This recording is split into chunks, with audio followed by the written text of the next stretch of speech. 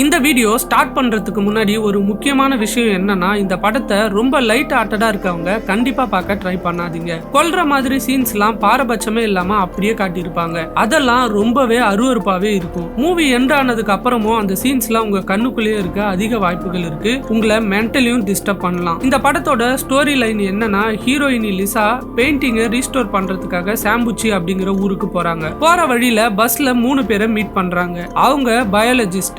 அவங்களும் சாம்புச்சிக்கு தான் ரிசர்ச் பண்றதுக்காக வராங்க. அந்த ஊர்ல போய் இறங்கின உடனே லிசா மட்டும் ஊருக்குள்ள வந்துடுறாங்க. அவங்க 3 பேரும் ரிசர்ச்காக காட்டுக்குள்ளேயே தங்குறாங்க. அங்க லிசா ரொம்ப ஓல்டு பெயிண்டிங்கை ரீஸ்டோர் பண்ண ஆரம்பிக்கிறாங்க.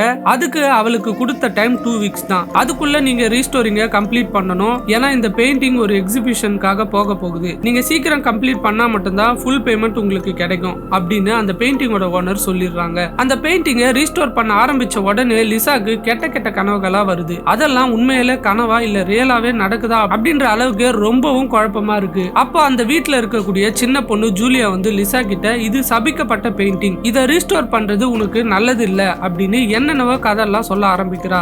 இப்போ அந்த ஒர்க்கை முடிக்காம பாதியிலே போனா அவங்க அப்பாவோட பெயிண்டிங் ரீஸ்டோர் கம்பெனி நிறைய பில்ஸ் பே பண்ணாதனால மூட வேண்டியதா இருக்கும். இங்கேயே இருந்தா அவ உயிருக்கே ஆபத்துன்ற நிலைமையில அவ இருக்கா. காட்டுக்குள்ள ரிசர்ச் பண்ணிட்டு இருக்க 3 பேரையும் யாரோ புடிச்சு ஒரு இடத்துல அடைச்சு வச்சிருக்காங்க. அவங்கள ஒவ்வொருத்தரா கொன்னு கிணத்துக்குள்ளேயும் போடுறாங்க. யார் அந்த 3 பேரையும் பிடிச்சு கொல்றது, எதுக்காக அவங்க கொன்னு கிணத்துக்குள்ள போடுறாங்க, இதுக்கும் அந்த பெயிண்டிங்க்கும் என்ன சம்பந்தம், அந்த பெயிண்டிங்னால எதுக்காக லிசாக்கு கெட்ட கெட்ட கனவுகள்லாம் வருது அப்படின்றதுதான் இந்த படத்தோட கதை. IMDbல 5.1 ரேட்டிங் இருக்கக்கூடிய இந்த படம் அமேசான் பிரைம்ல அவைலபிளா இருக்கு.